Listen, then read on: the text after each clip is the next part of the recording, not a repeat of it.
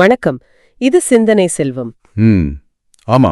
காரணமே தெரியாத ஒரு அதீத சோர்வு, சிந்தனையில ஒரு மந்த நிலை, அதாவது ஒரு புரியாத பிரெயின் ஃபாக் உங்களை தினமும் வாட்டுதா? கண்டிப்பா நிறைய பேருக்கு இந்த பிரச்சனை இப்போ இருக்கு. அதே சமயம் உங்க உறவுகள்லயோ வேலையிடத்திலேயோ நீங்க சொல்ல நினைக்கும் வார்த்தைகள் தொடர்ந்து ஒடுக்கப்படுதா? அதாவது அவங்க உண்மையான உணர்வுகளை மறைக்கிறாங்க. கரெக்ட். இந்த ரெண்டுக்கும் என்ன சம்பந்தம்னு நீங்க யோசிக்கலாம். ஆனா ஒரு பெரிய ரகசிய தொடர்பு இருக்கு. உங்க தொண்டையில அடிக்கடி ஏற்படுற அந்த அடைப்பு மாதிரியான உணர்வு வெறும் சளி தொந்தரவோ சாதாரண உடல் ரீதியான பிரச்சனையும் கிடையாது. நிச்சயமா கிடையாது. நீங்க சொல்லாம விடுங்கும் ஒவ்வொரு வார்த்தையும் உங்க உடல்ல இருக்கிற ஒரு மிக முக்கியமான உறுப்பை நேரடியாக தாக்குது. அது என்ன உறுப்பு, அந்த பழங்கால ரகசியம் என்ன, இது என்னதான் உங்களை சிந்திக்க தூண்டும் ஒரு மிகப்பெரிய உண்மையத்தான் இன்னைக்கு நாம ஆழமா பார்க்க போறோம். அந்த உறுப்பு வேற எதுவும் இல்ல, உங்க கழுத்து பகுதியில ஒரு சின்ன வண்ணத்து பூச்சி வடிவத்தில் இருக்கிற தைராய்டு சுரப்பி தான். ஓ, அந்த தைராய்டு சுரப்பியா? ஆமா. இத நம்ம உடலோட வளர்ச்சிதை மாற்றத்தின் நடத்துனர், அதாவது மெட்டபாலிக் கண்டக்டர்னு சொல்லலாம். உடம்புல இருக்கிற ஒவ்வொரு செல்லுக்கும் எவ்வளவு எனர்ஜி வேணும், எந்த வேகத்துல ஒரு செல் இயங்கணும் அப்படிங்கறத தீர்மானிக்கிறதே இதுதான். அப்போ நம்ம ஒட்டுமொத்த எனர்ஜியையும் இதுதான் கண்ட்ரோல் பண்ணுது. ஆனா இங்க எனக்கு ஒரு சின்ன கேள்வி வருது. கேளுங்க. நாம அன்றாடம் சந்திக்கிற ஒரு சாதாரண பிரச்சனைக்கும் இதுக்கும் எப்படி லிங்க் ஆகுது? உதாரணத்துக்கு, ஒரு மீட்டிங்ல உங்களை யாராவது குறை சொல்றாங்க, உங்களுக்கு பதில் சொல்லணும்னு கோபம் வருது. ஆனா சரி, எதற்கு வம்புன்னு மற்றவங்களை சந்தோஷப்படுத்துறதுக்காகவோ இல்ல சண்டையை தவிர்க்கிறதுக்காகவோ நீங்க உங்க உண்மையான உணர்வுகளை மறைக்கிறீங்க. ஆமா, நிறைய பேர் அப்படிதான் பண்றோம். அந்த வார்த்தைகளை நீங்க விழுங்கும் போது தொண்டையில ஒரு இறுக்கம் ஏற்படும் இல்லையா? ஒரு மாதிரி முட்டை கட்டி இருக்கிற உணர்வு. நான் என்ன கேக்குறேன்னா, நம்ம சொல்லாம அடக்கிற வார்த்தைகள் எப்படி ஒரு உடல் உறுப்பை தாக்கும்? அதுதான் இங்க உள்ள மிகப்பெரிய ஆச்சரியம். நீங்க அந்த வார்த்தைகளை விழுங்கும் போது ஏற்படுற அந்த தொண்டை இறுக்கம் வெறும் தசை இறுக்கம் மட்டும் கிடையாது. வேற என்ன? இத சித்தர்கள் அப்புறம் பழங்கால யோக முறைகளோட கண்ணோட்டத்துல பார்த்தா மிக தெளிவா புரியும். நம்ம உடலோட ஆற்றல் மையங்களை அவங்க சக்கரங்கள்னு பிரிச்சாங்க. ஓ, அந்த 7 சக்கரங்கள் சொல்வாங்களே, அதுவா? கரெக்ட். அதுல தொண்டை பகுதியில் இருக்கிறது விசுத்தி சக்கரம். இதுதான் உண்மையை வெளிப்படுத்தும் மையம், centre of truth and expression. சரி. நீங்க உண்மையை பேச மறுக்கும்போது, உங்க சுயத்தை நீங்களே மறைக்கும்போது, அந்த மையத்தோட ஆற்றலை நீங்களே அடைக்கிறீங்க. எனக்கு இந்த ஆற்றல் அடைப்பு, சக்கரம் அப்படிங்கிற வார்த்தைகளை கேட்கும்போது இது எப்படி நடைமுறையில புரிஞ்சுக்கிறதுன்னு ஒரு தயக்கம் வருது. சொல்லுங்க. நான் இப்படி புரிஞ்சுக்கலாமா? அதாவது ஒரு தண்ணீர் பைப் வேகமா ஓடிக்கிட்டு இருக்கும்போது அதை என் கட்ட விரலை வச்சு வலுக்கட்டாயமா அடைச்சா ஒரு பிரஷர் உருவாகும் இல்லையா? ஆமா, கண்டிப்பா. அதப்போல என் உணர்ச்சிகளை நான் அடக்கும்போது என் தொண்டையில ஒரு அழுத்தம் ஏற்படுதா? அந்த உதாரணம் கொஞ்சம் நெருக்கமா இருக்கு. ஆனா அது இன்னும் பிரம்மாண்டமா ஒரு நதியை குறுக்கே தடுத்து நிறுத்தி கட்டப்படுற ஒரு அணை மாதிரி யோசிச்சு பாருங்க. ஓ, ஒரு பெரிய டேம் மாதிரி. ஆமா. ஒரு நதியோட இயற்கையான ஓட்டத்தை நீங்க தடுக்கும்போது ஒரு பக்கம் நீர் வற்றி போகும், இன்னொரு பக்கம் அதிகப்படியான அழுத்தம் தாங்காம சுவர்கள் உடையும். இதுதான் உங்க உடம்புலயே நடக்குது. அடா. நீங்க உண்மையை அடக்கும்போது உருவாகிற அந்த அழுத்தம், அந்த ஆற்றல் தேக்கம் காலப்போக்குல உடல் ரீதியான பிரச்சனையாவே மாறிடுது. நேயர்களே, உங்ககிட்ட ஒரு திடீர் கேள்வி. உங்களை நீங்களே கேட்டுக்கோங்க. கடைசியா எப்போ உங்க உண்மையான கருத்தை மனசுக்குள்ள மறைச்சிட்டு வேற வழி இல்லாம வெளிப்படையா தலையாட்டினீங்கன்னு நினைவிருக்கா? நிறைய பேருக்கு அந்த தருணம் ஞாபகம் இருக்கும். அந்த தருணத்துல உங்க உடல் என்ன ஆச்சுன்னு எப்பவாவது கவனிச்சிருக்கீங்களா? இதத்தான் மௌனத்தின் அறிவியல், அதாவது சயின்ஸ் ஆஃப் சைலன்ஸ்னு சொல்றோம். சமீபத்துல வெளியான 2026ஆம் ஆண்டோட ஒரு சுவாரஸ்யமான டேட்டாவை நாம இங்க கவனிக்கணும். 2026ஓட டேட்டாவா? அதுல என்ன கண்டுபிடிச்சாங்க? ஒரு பெரிய கார்ப்பரேட் நிறுவனத்துல தொடர்ந்து தங்களை தாங்களே செல்ஃப் சென்சார்ஷிப் பண்ணிக்கிட்டு வேலை பார்க்குற ஊழியர்களை வச்சு ஒரு ரிசர்ச் பண்ணாங்க. ஓகே. மீட்டிங்ல அவங்க உண்மையான கருத்தை சொல்லாம அடக்கிக்கிட்டு அமைதியா இருக்கிற அந்த குறிப்பிட்ட மணி நேரங்கள்ல அவங்க உடம்புல கார்டிசால் அப்படிங்கிற மன அழுத்த ஹார்மோன் மிக கடுமையா உயருது அப்படிங்கறத ஆய்வாளர்கள் கண்டுபிடிச்சாங்க. ஒரு நிமிஷம், இது முக்கியமானது. அதாவது நான் என் கருத்தை சொல்லல, அமைதியா இருந்துட்டேன்னு நாம நினைக்கிறது வெறும் மனசு சம்பந்தப்பட்ட விஷயம் கிடையாது, அது நேரடியாக ஹார்மோனை தூண்டுதுன்னு சொல்றீங்களா? ஆமா, கண்டிப்பா. இந்த கார்டிசால் தொடர்ந்து அதிகமா இருக்கும்போது அது நம்ம நலமில்லா சுரப்பி மண்டலத்தை, அதாவது எண்டோக்ரைன் சிஸ்டத்தை எப்படி பாதிக்குது அப்படிங்கிறது தான் நாம கவனிக்க வேண்டிய உயிரியல் உண்மை. அது எப்படி பாதிக்குது? நீங்க ஒரு விஷயத்த சொல்ல நினைச்சு அதை வலுக்கட்டாயமா அடக்கும்போது உங்க மூளையில இருக்கிற நரம்பு மண்டலம் நம்ம ஏதோ ஒரு ஆபத்துல இருக்கோம், இது பாதுகாப்பற்ற சூழ்நிலைன்னு தவறா புரிஞ்சுக்குது. அந்த ஃபைட் ஆர் ஃபிளைட் மோடுக்கு போயிடுது. ஓ, மூளைக்கு அது ஒரு பெரிய ஆபத்தா தெரியுது. அதனால உடம்புல என்ன நடக்கும்? மூளை உடனே உங்க கழுத்து அப்புறம் தாடை பகுதியில இருக்கிற தசைகளை இருக்க சொல்லுது.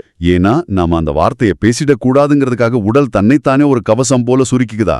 மிகச்சரி. இந்த நிரந்தரமான தசை இறுக்கம் மெல்ல மெல்ல தைராய்டு சுரப்பிக்கு செல்லும் இரத்த ஓட்டத்தை தடுக்குது. அடப்பாவுமே. ஒரு உறுப்புக்கு செல்ற பிளட் ஃப்ளோ குறையும் போது அதுக்கு தேவையான ஆக்சிஜனும் ஊட்டச்சத்தும் கிடைக்காது. நாளடைவில இதுவே அங்க ஒரு உடல் ரீதியான வீக்கமா, அதாவது பயோலாஜிக்கல் இன்ஃப்ளமேஷனா மாறுது. இப்போ எனக்கு புரியுது. ஏதோ மனசுக்குள்ள மட்டும் கஷ்டப்படுறோம்னு நினைச்சுக்கிட்டு இருக்கோம்.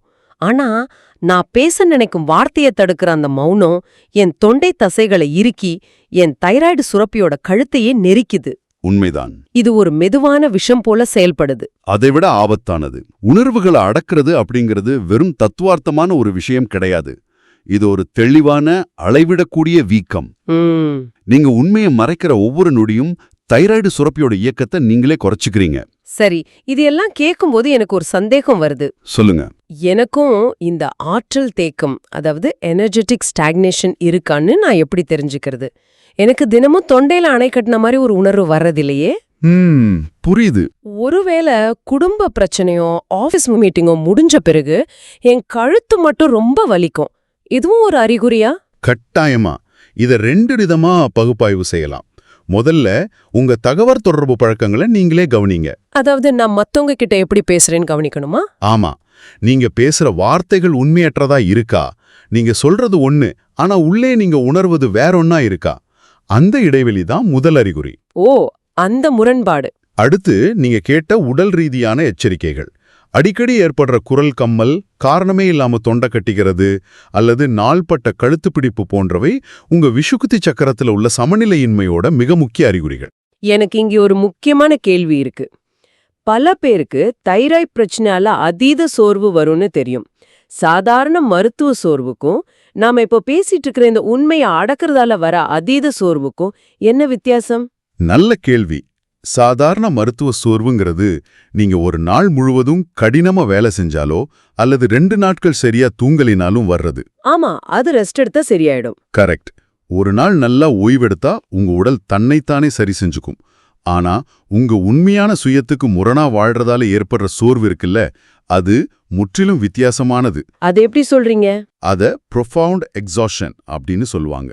எவ்வளவு தூங்குனாலும் அந்த சோர்வு நீங்கவே நீங்காது. அதாவது உடல் தூங்கினாலும் நாம தினமும் போடுற அந்த முகமூடிக்கு தேவையான எனர்ஜி செலவாய்க்கிட்டே இருக்கும்னு சொல்றீங்களா? சரியா சொன்னீங்க.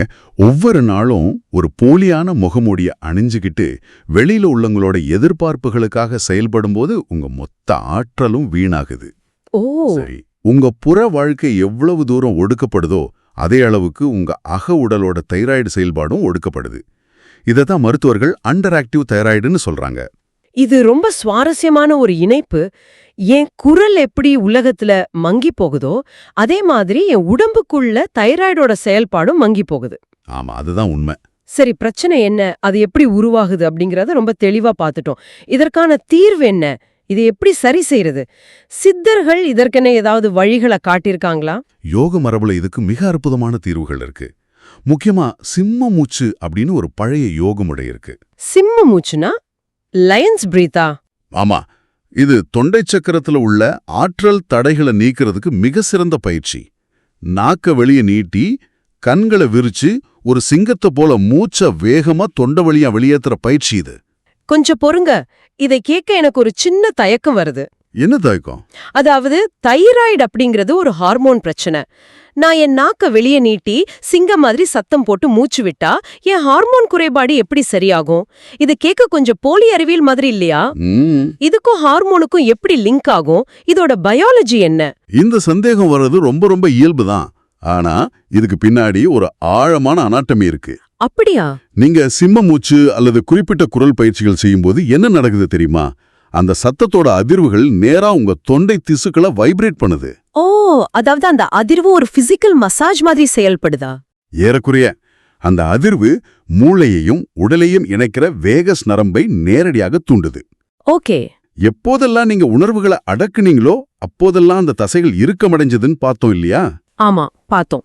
இந்த சிம்ம மூச்சு மாதிரியான உடல் அசைவுகளும் அந்த அதிர்வுகளும் சேர்ந்து அந்த இறுகிப்போன தசைகளை வலுக்கட்டாயமா தளர்த்துது. சூப்பர். தசை தளர்ந்த உடனே தடைப்பட்டிருந்த இரத்த ஓட்டம் தைராய்டு சுரப்பிக்கு அதிரடியா பாயுது.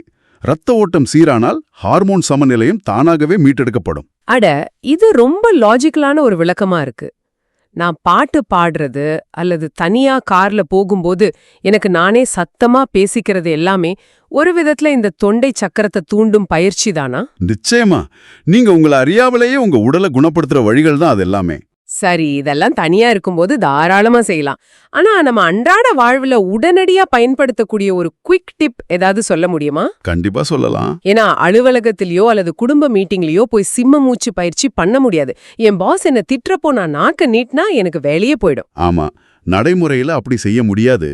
ஆனா இதை எப்படி தொடங்குறதுன்னா, ஒரு உண்மை முதல் தகவல் தொடர்பு முறையை நீங்க பழக்கப்படுத்திக்கணும். அது என்ன உண்மை முதல், அதாவது ட்ரூத் ஃபர்ஸ்ட் முறை? என் மனசுல படுறதெல்லாம் முகத்துக்கு நேரா அடிச்சு சொல்றதா? இல்ல, அதுவும் பெரிய ஆபத்து தான். இதை ஆரம்பிக்க ஒரு சின்ன தந்திரம் இருக்கு.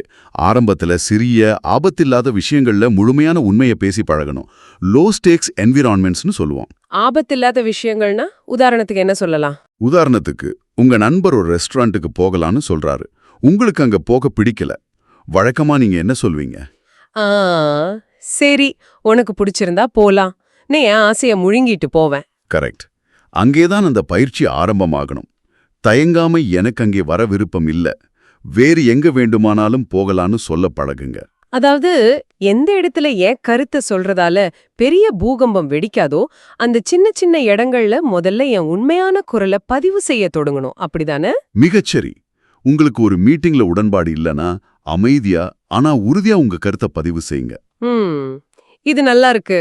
இப்படி சின்ன சின்ன விஷயங்கள்ல உண்மையை பேசத் தொடங்கும்போது உங்க தொண்டை சக்கரத்துல உள்ள அந்த அணை மெல்ல மெல்ல உடைக்கப்படும். தேக்கம் விலகும். இழந்த உங்க ஆத்ம விசுவாசத்தை மீண்டும் கட்டியெழுப்பதற்கு இதுதான் முதல் படி. இது மிகவும் யதார்த்தமான, எல்லாராலும் செய்யக்கூடிய ஒரு பயிற்சி. சரி, இது தவிர வேற எதை நமது அன்றாட வழக்கத்துல சேர்க்கலாம்? இந்த ஒட்டுமொத்த பிரச்சனைக்கும் ஒரு முழுமையான தீர்வா என்ன இருக்கும்? உடல் அப்புறம் மனம் ரெண்டையும் சேர்த்தே குணப்படுத்தணும். உடல் ரீதியா பார்த்தா தைராய்டு சுரப்பிக்கு மிக முக்கியமான ஊட்டச்சத்து அயோடின். ஓ, நியூட்ரிஷனல் அயோடின். ஆமா, அத உணவுல சரியான அளவுல சேர்த்துக்கிறது ரொம்ப அவசியம். அடுத்து மனரீதியான தேக்கத்தை நீக்க விழிப்புணர்வுடன் கூடிய ஜேர்னலிங், அதாவது மைண்ட்ஃபுல் ஜேர்னலிங் செய்யலாம். இந்த ஜேர்னலிங் எப்படி வேலை செய்யுது? வெறுமனே ஒரு பேப்பர்ல எழுதுறதால தொண்டையில உள்ள அடைப்பு எப்படி சரியாகும்? நீங்க சொல்ல நினைச்சு ஆனா சொல்லாம விட்ட வார்த்தைகள் உங்க தொண்டையில ஆற்றலா தேங்கி நிக்குதுன்னு பேசணும் இல்லையா? ஆமாம். நீங்க அதை ஒரு பேப்பர்ல எழுதும்போது அந்த வார்த்தைகளுக்கு ஒரு உருவம் கொடுக்கறீங்க. உங்க தொண்டையில சிக்கியிருக்கிற அந்த உண்மைய பிசிக்கலா எடுத்து ஒரு காகிதத்துல வைக்கிறீங்க. அந்த நொடியே உங்க தொண்டையில உள்ள அழுத்தம் குறைஞ்சிடுது. வாவ், அந்த விளக்கமே ரொம்ப ஆழமா இருக்கு. சொல்லப்படாத வார்த்தைகளை உடம்பிலிருந்து வெளியேற்றும் ஒரு வடிகால் தான் ஜர்னலிங். அதோட நேர்மறை உறுதிமொழிகள், அதாவது அஃபர்மேஷன்ஸ் ரொம்பவும் உதவும். என் குரல் முக்கியமானது, நான் என் உண்மையை வெளிப்படுத்துறேன்னு உங்களுக்கு நீங்களே தினமும் சத்தமா சொல்றது உங்க வேகஸ் நரம்புக்கு ஒரு பாதுகாப்பான சிக்னலா அனுப்பும். சூப்பர். இவை அனைத்தையும் இணைச்சு ஒரு நிலையான அன்றாட வழக்கத்தை உருவாக்கிக்கிட்டா தைராய்டு பிரச்சனையை மட்டும் இல்ல, உங்க ஒட்டுமொத்த ஆளுமையே மாத்தலாம். ரொம்ப அருமையான பதிவு. உங்க தைராய்டு சுரப்பிய சொல்லப்படாத வார்த்தைகளை புதைக்கும் ஒரு சவக்குழியா பார்க்காம உங்களின் படைப்பாற்றலை வெளிப்படுத்தும் ஒரு நுழைவாயிலா மாற்ற இன்றே உறுதியேற்போம். கண்டிப்பா. உங்க உள் மனதின் எல்லைகளும் வெளி உலகிற்கு நீங்க ஒலிக்கும் குரலும் ஒன்றிணையும் போது உங்க உடல் ஆரோக்கியம் எப்படி பிரம்மாண்டமா மாறும்னு கற்பனை செய்து பாருங்க. உங்க குரல் தான் உங்க சக்தி. அது சுதந்திரமா வெளிப்படும்போது நோய்க்கு உங்க உடல்ல இடமே இல்ல. நேயர்களே, உங்களை நீங்களே இப்போ ஒரு நிமிஷம் கேட்டுக்கோங்க. இன்று நீங்கள் சொல்லாமல் விட்ட மிக முக்கியமான வார்த்தை எது?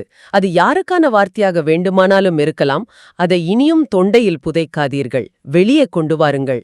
உங்க ஆரோக்கியம் உங்க குரலில் தான் அடங்கியிருக்கிறது. ஆமா, கட்டாயமா. இந்த வீடியோ உங்களுக்கு ஒரு சிந்தனையை கொடுத்திருந்தா அடுத்த வீடியோவில் உங்கள் வாழ்க்கையை தடுக்கிற இன்னொரு மறைந்த உண்மையை பார்க்க போகிறோம். அதை தவற விடாதீர்கள். சிந்தனை செல்வம் சப்ஸ்கிரைப் பண்ணுங்க, ஷேர் பண்ணுங்க. ஒரு ஷேர் ஒருவரின் வாழ்க்கையை மாற்றலாம். நாம் மீண்டும் சந்திப்போம் ஒரு புதிய சிந்தனையுடன்.